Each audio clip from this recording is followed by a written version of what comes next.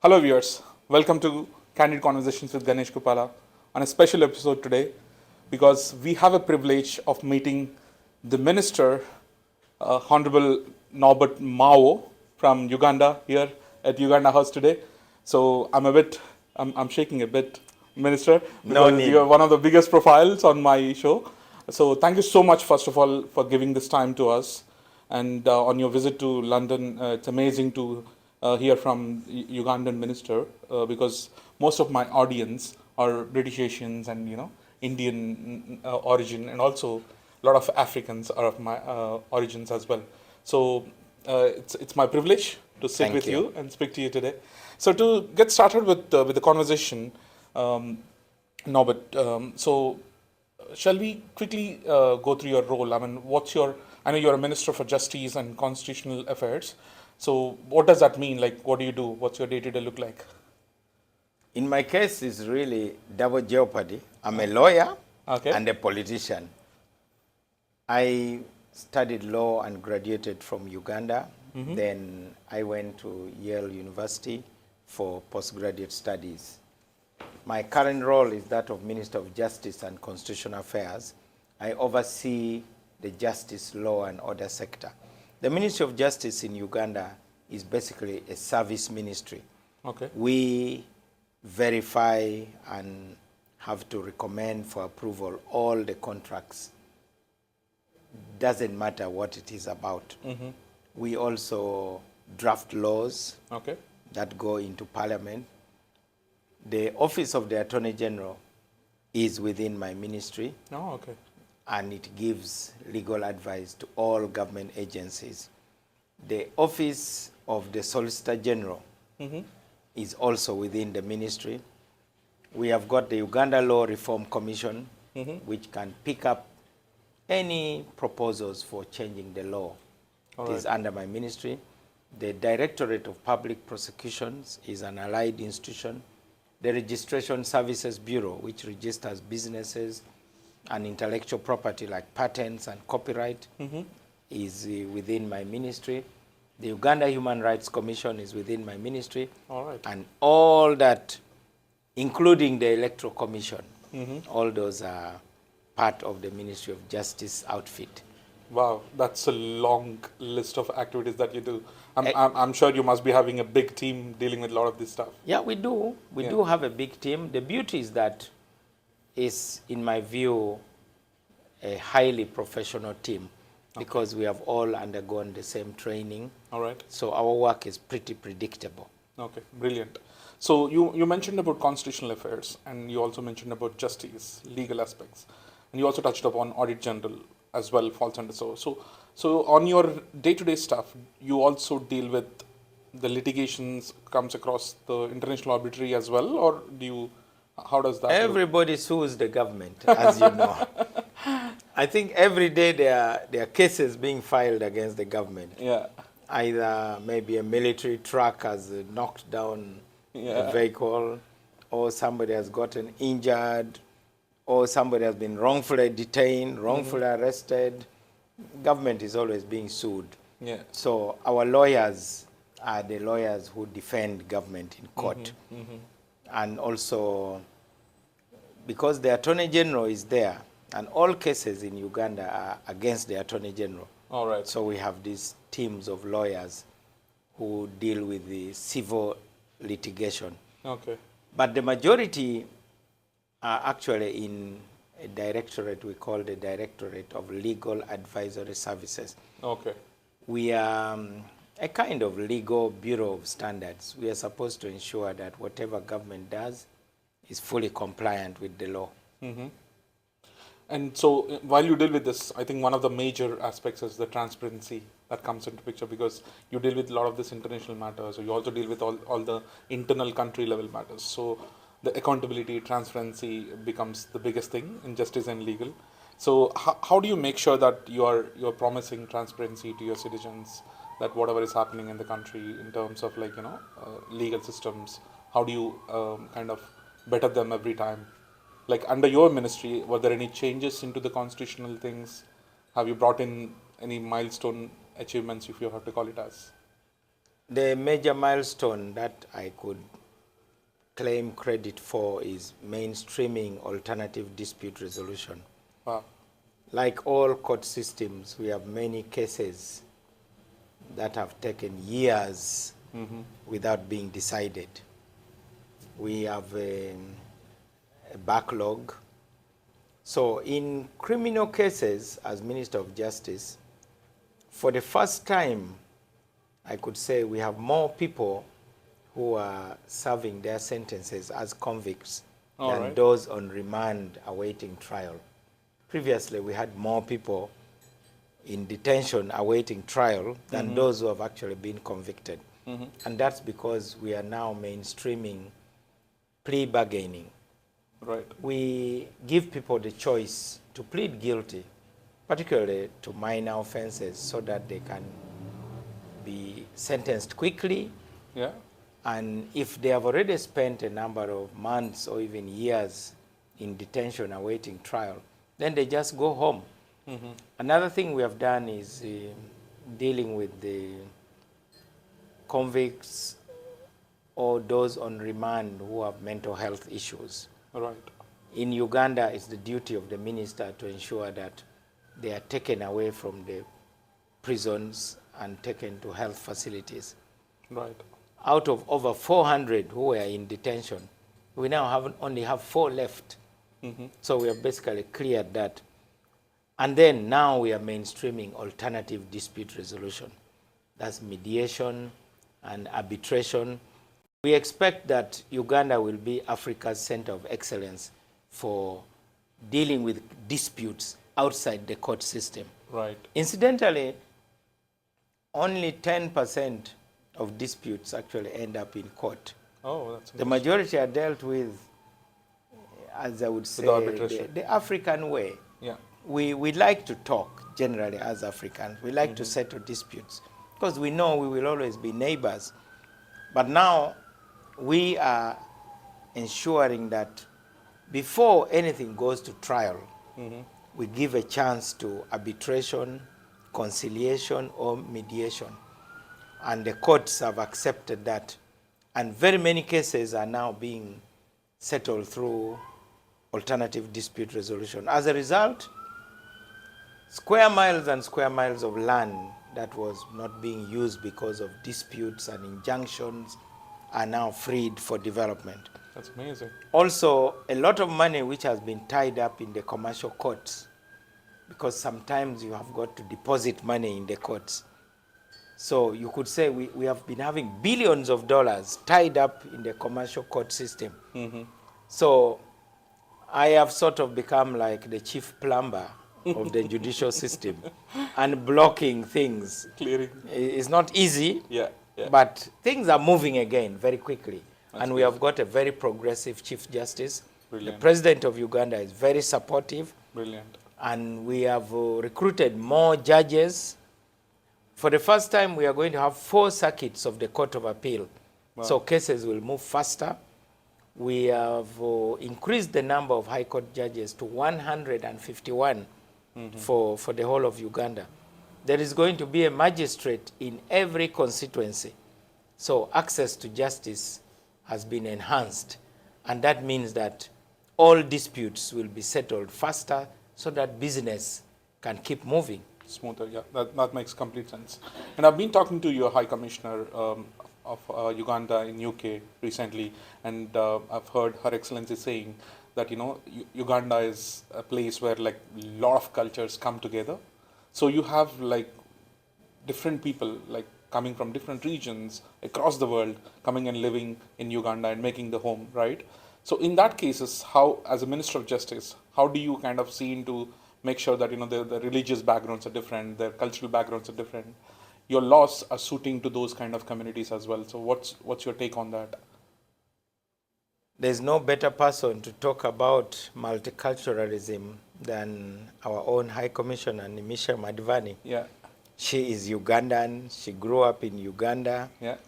Her family is there. They are on the A list of those who have really staked everything to develop Uganda. Yeah. So she knows what she's talking about.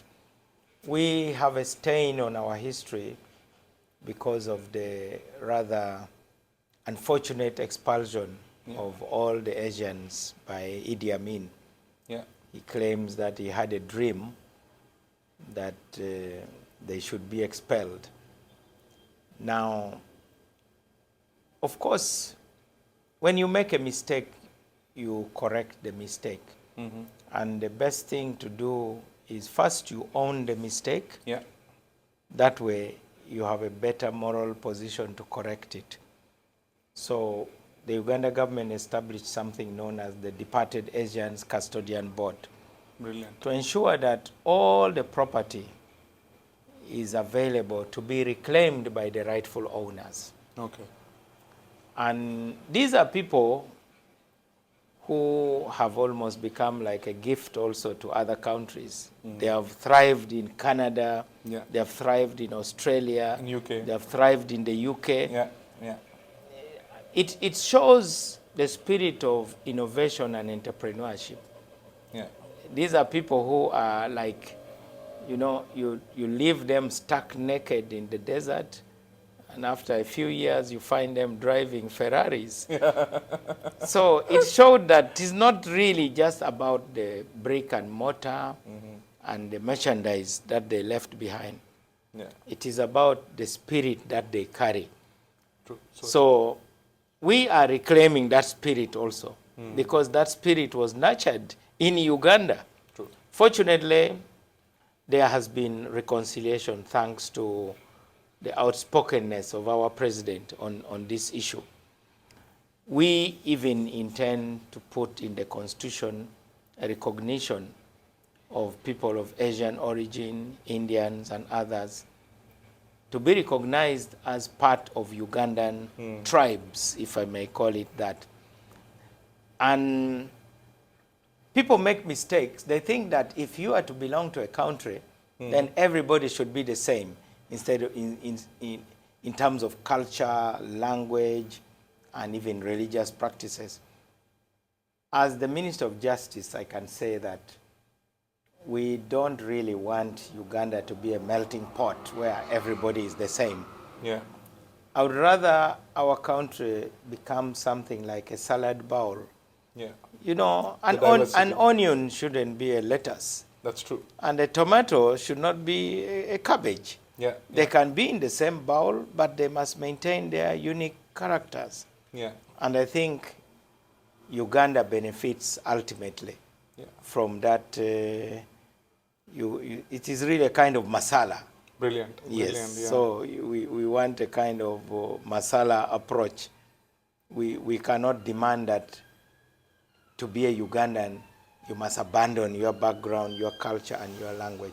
So I prefer a salad bowl to a melting pot. Yeah, brilliant analogy, Mr. Mao, because the way you said, like, it's the world's analogy as well today, because none of the countries have built by their own native, but rather like the immigrants, you know, as I was speaking to you just now, like a lot of British Asians who moved to UK have become really powerful in terms of the business networks and all the, like you can see today, UK does have Prime Minister from Indian origin, and UK have the big richest people who are like Indian origin, or from the, for that matter, not only India but any rest of the I world can as say well. they even love the UK more than the indigenous Britons. Yeah. The Ugandans of Asian origin really love Uganda. Right. We have people here who are at the heights of decision making That's in true. the UK. Last night I was speaking to Lord Poppert. Yeah. He's a very highly connected person. Yeah. And he never fails to say, I love my country. Yeah. And by my country, it means Uganda first. Yeah. And then next is UK. That makes complete sense. And we do have a lot of mayors of the boroughs who are from Ugandan origin. And, you know, a lot of them are doing amazingly well. So I think that's brilliant that, you know, you have that vision of making, you know, that salad bowl analogy works really well. So, but at the same time, I just want to quickly ask you, so you also deal with the matters related to the constitutional affairs, which is much bigger in terms of because probably the decisions or the laws that you have built now will be future for the rest of the generations that are coming. So when you do this, what are the key things that you keep in mind thinking about the country for the next 100 years? Because the way countries and the kind of generations are moving, like we talk about Gen Z now and all this stuff. So how are you building the laws to cater those generations? You may love a country, but the country must love you also. True. The Ugandans of Asian origin, they love Uganda, no doubt about that. And until the disruption during Idi Amin, they never imagined that they would be kicked out virtually naked. Yeah. I remember as a child, whenever we would go to the shops, we preferred to go to the shops owned by the Indians because they loved children. You either get a soda, you get a biscuit, you get a sweet. So if your mother is taking you shopping, you pull them towards the Indian shops because you know there's something in addition to what you'll buy. So we went to school with them. We were shocked because I was in primary school in the 70s. We were shocked to wake up and find that our friends had To leave the been country. expelled. Yeah. It was traumatic for them. But before that, we had not noticed that there was any difference between us and them. So true. We know our friends, so you go and they say, where is Joginda? You say, oh, Joginda is not here anymore. And you really realize that because of a bad decision, an economy can come tumbling down. So it is about what guarantees do we give to all citizens, because these were Ugandan citizens. Now, they must be entitled to all the citizenship rights. Number two, it should be a matter of the Constitution. True. They should be protected in the Constitution. Yeah. And then number three, they would have the role to be our ambassadors. Yeah. Even to India. It was lovely when Uganda hosted the President Prime Minister Narendra Prime Modi. Minister Modi. And he came and spoke to the Uganda Parliament. Yeah. And thereafter, he met the Indian community. And he told them, well, this is your home. Yeah. And remember, there is also another home. Yeah. But make sure you also reward this part of the world. And I think his message sank very, very, very deep. We continue to hand over properties. We still have cases in court. You know, the Ugandans who got freebies thanks to Idi Amin's draconian action did not want to hand over the properties. Just 2 months, the Koja community invited me to celebrate the repossession of their worship center, a prime area. So they came from all over the world. There were even Iranian imams who came from Iran to be part of the prayers. So this is the melting pot we are talking about.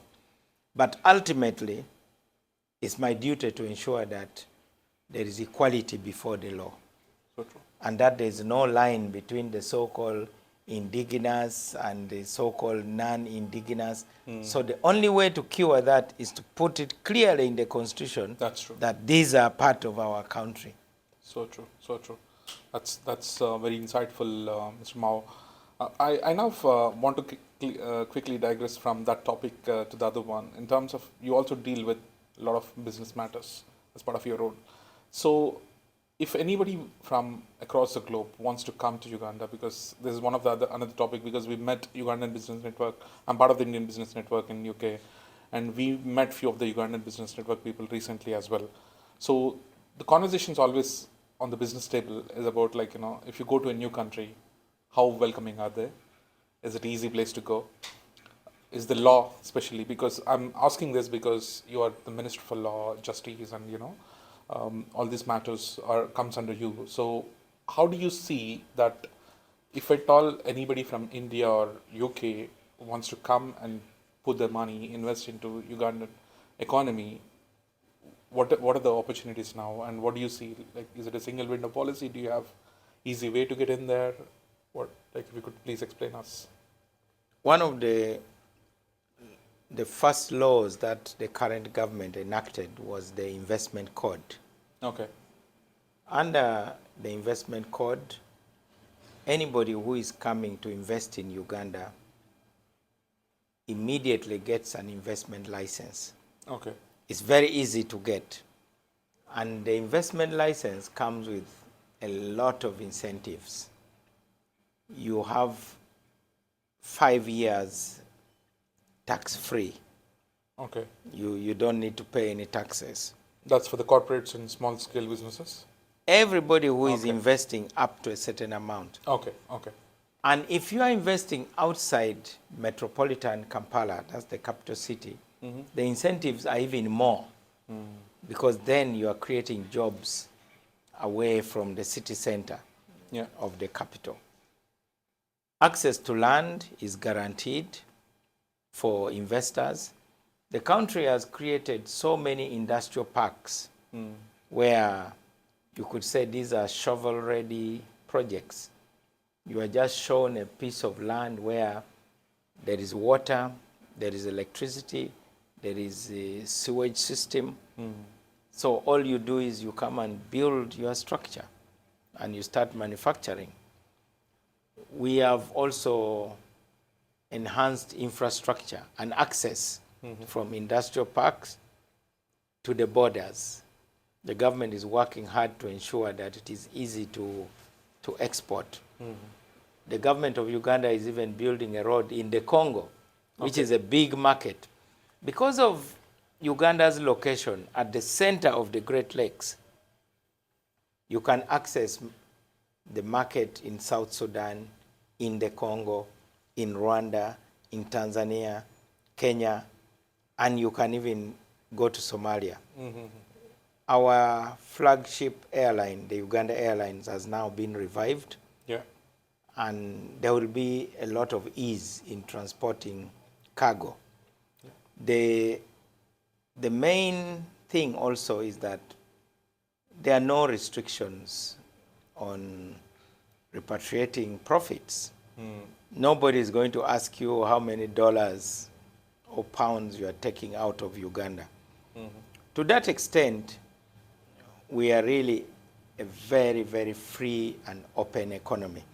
But there are other things like the labor. Uganda has a very, very young population. More than 70% are below the age of 30.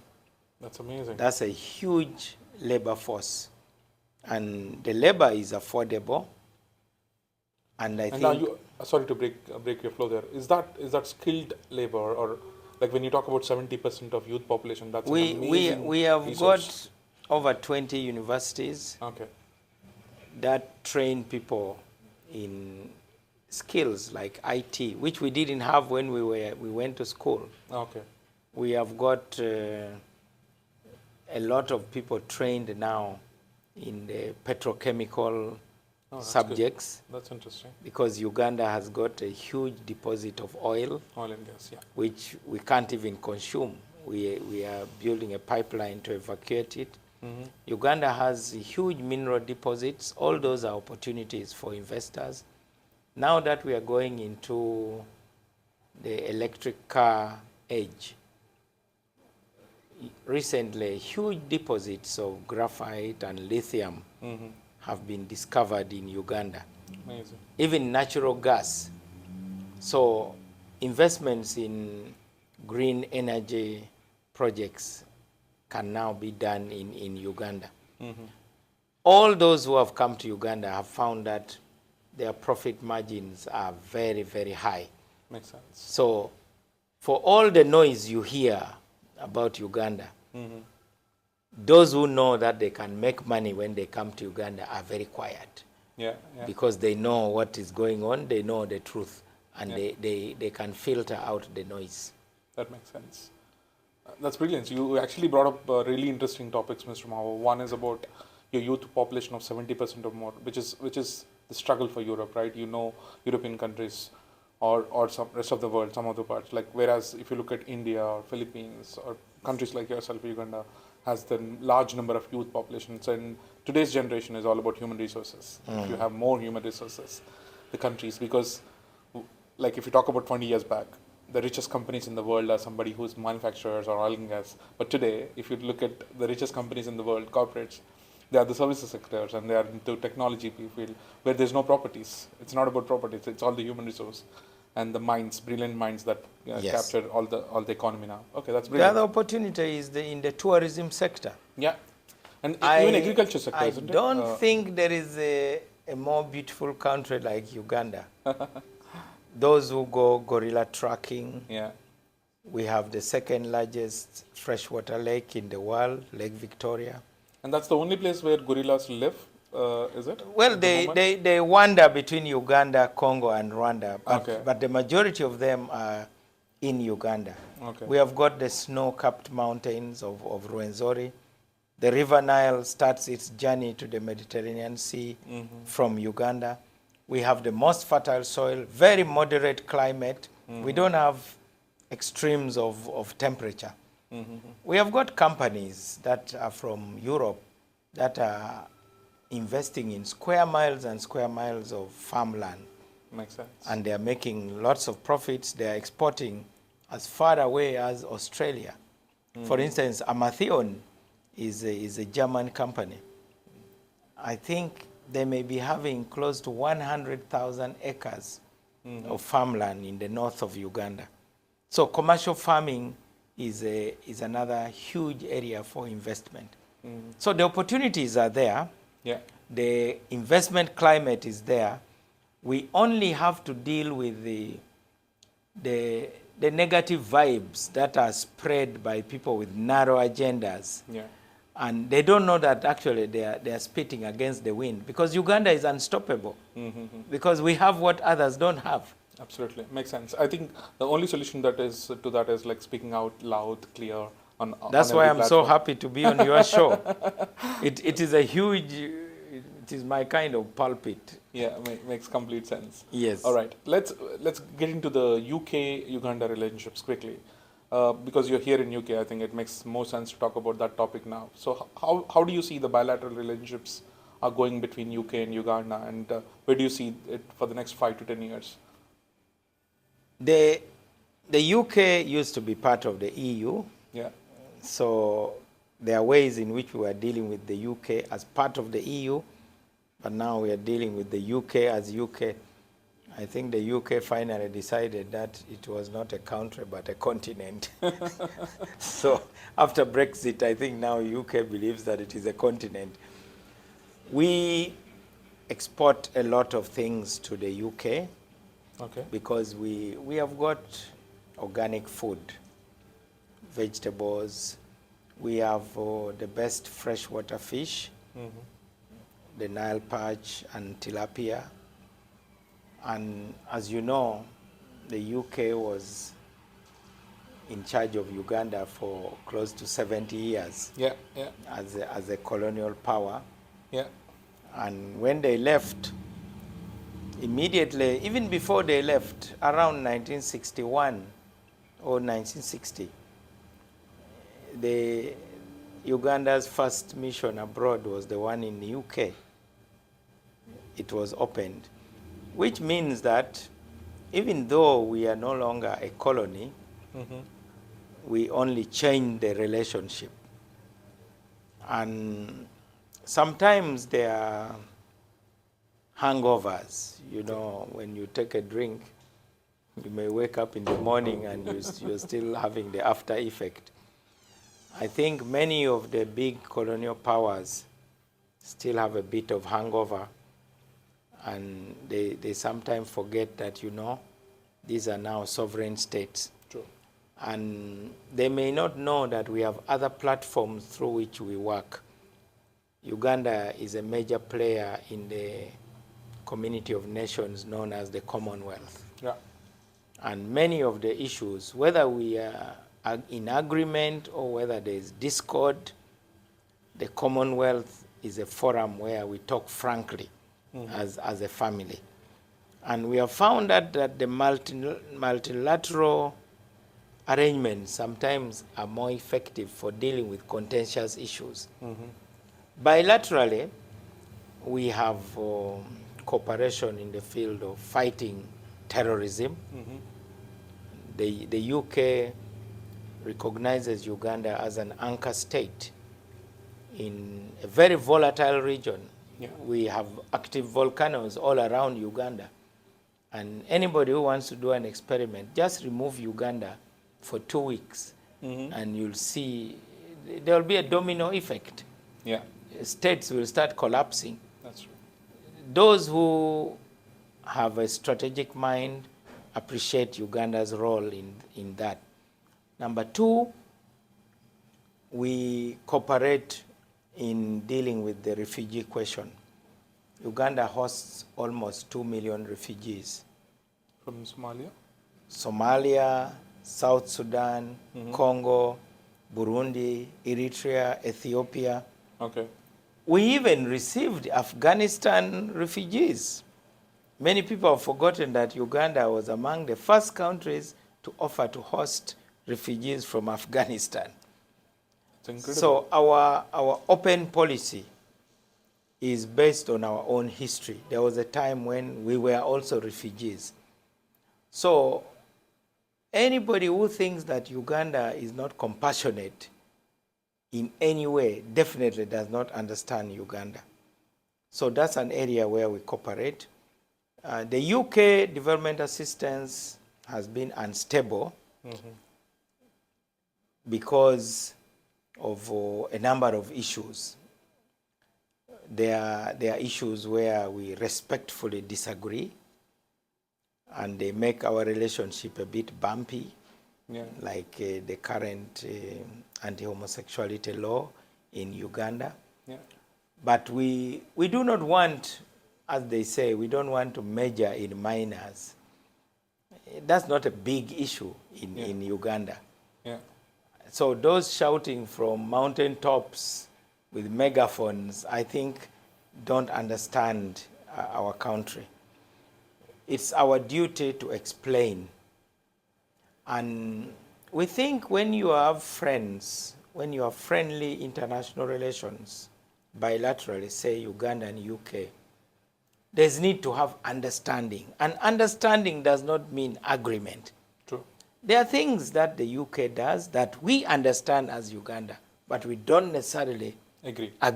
That makes The sense. way they deal with, for instance, the Middle East, the policies in Ukraine, where, Uganda is now leading the non-aligned movement and the G77 plus China. China, yeah. That's probably 90% of the world population. Yeah. And that's not accidental. We have earned it. Yeah. So we expect that our relationship with the UK will be based on mutual respect. Yeah. And that where we agree to disagree, we continue to cooperate on the areas where we agree.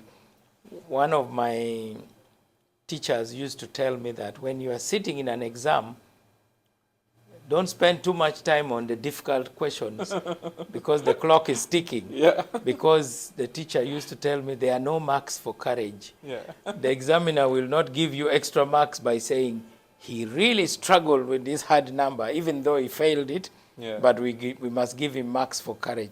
He says, leave the difficult questions, go to the ones that are easy to deal with, and then you come back. So in our relations with the UK, we have some difficult questions. Yeah.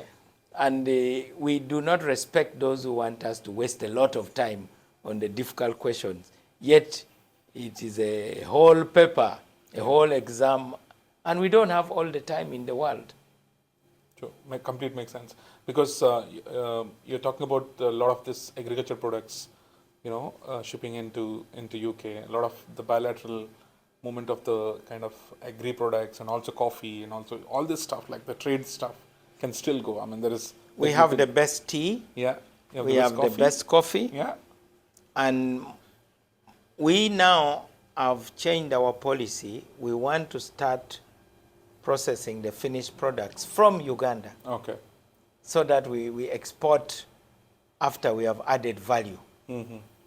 So we do not want to be sending our tea to end up as a Lipton when it is really Ugandan tea. Yeah.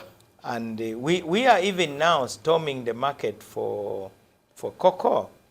We want to have chocolates made in Uganda. We have the best milk. Even our neighbors get the highest quality milk because our cows feed on organic grass. Yeah. We don't use a lot of pesticides. So we think we should focus more on the opportunities that are in Uganda rather than the exaggerated threats that some people see. Uganda is a peaceful country, and you ask the backpackers, they get drunk and sleep on the streets. Nobody molests them. Here, every day I hear of knife attacks in the underground. Actually, I'm very scared here. No, I think, yeah, I live in this country, so I say good stuff about my country as well. So what I'm saying is, I think as you rightly mentioned, Mr. Mao, that there are great stuff about every country. There's great stuff about, like, as you mentioned rightly, there are difficult questions, there are easy questions. There are questions that benefits you, so probably deal with that first. Then, yeah, whenever you hit to the difficult one, the good thing is that we will always be friends. That's the right thing to do. Of the UK. Yeah. And no foreign country understands the Uganda better than the UK. In fact, all the other diplomatic missions, they have to ask the UK how to understand Uganda. So whether the UK understands it or not, at any rate, they have to pretend that they understand it, because you don't expect a Norwegian to claim to understand Uganda more than the UK. Makes sense. So our mission here has done well to keep the channels of communication very open. And when a person like me visits London, they do their best to ensure that I meet the people who make decisions. Yeah. And whether we agree to disagree, but at least there's a conversation. The dialogue is on. Yeah, yes. That complete sense.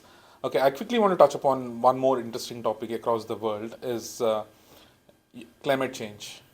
So do you have anything to talk about climate change, and how is Uganda dealing with the climate change aspects? We are a bit lucky.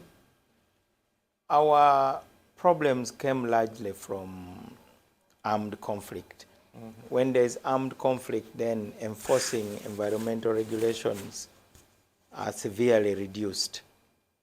When you have guerrilla armies that are cutting trees and dealing in timber, that sort of affected our environment. Also, in terms of development, the government policy now is massive reforestation. Okay. We are on a tree planting campaign. We have taken a painful decision to even evict people from wetlands. Okay. It's a tough political decision, but the government has had to take that decision so that we don't have floods. We have relocated people who have been living on mountainous areas because of mudslides. Whatever we are doing, we aim at net zero. Even our pipeline, which many people are talking a lot about, I have seen demonstrators. I think they have even visited our High Commissioner here, fighting against the pipeline evacuating our oil. We are using solar energy to heat the pipes. Nobody wants to talk about that. So Uganda is committed to green energy. Okay. We have got a company funded by the Uganda government which is supposed to manufacture electric cars. So we are at the front line of protecting the environment. We are trying to clean up Lake Victoria. because there has been a lot of pollution there. Our river Nile has been attacked by water hyacinth. We are trying to work on cleaning it up. Uganda has tried to protect the natural tropical forests. So we try to balance development and environmental protection. Uganda is a signatory to all the treaties regarding the safeguarding of our climate. Yeah. We have been very, very outspoken. Our president has addressed international conferences on that issue. Yeah. Definitely, we are making amends where we have made some mistakes. That's top of your agenda as well, climate change, dealing with the climate change. It is. Yeah. All schools are planting trees. Government offices factor in planting trees.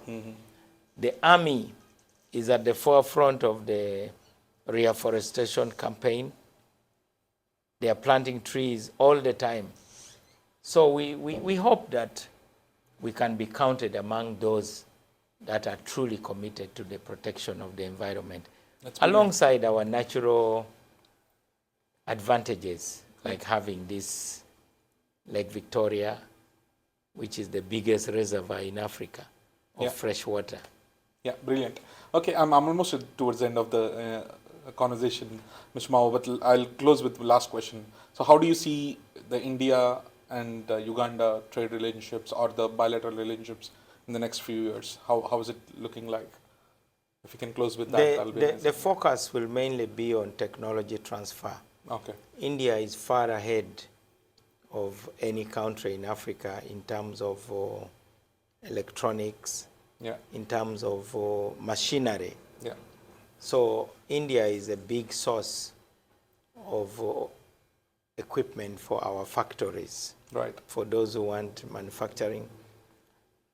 Everybody in Uganda knows Tata lorries. As we went to school, we all used to ride on the back of the Tata lorries. But also transferring skills. Ugandans are studying a lot in India. That's true. And also the field of medical equipment and pharmaceuticals. Brilliant. And we find it easier to cooperate with India because we share a similar history. That's true. So Uganda has a choice. In my culture, we say a dog goes where it is given some bones. So if there's some countries are throwing stones at Uganda, we shall avoid them. The countries that are throwing some juicy bones at us, that's where we shall go. It is our choice. Yeah, that makes complete sense. Thank you so much, Mr. Mao, for your time. Thank you. You gave a lot of insights to us. Looking forward to great things happening for Uganda, India, and UK. Thank you so much. Thank you, guys.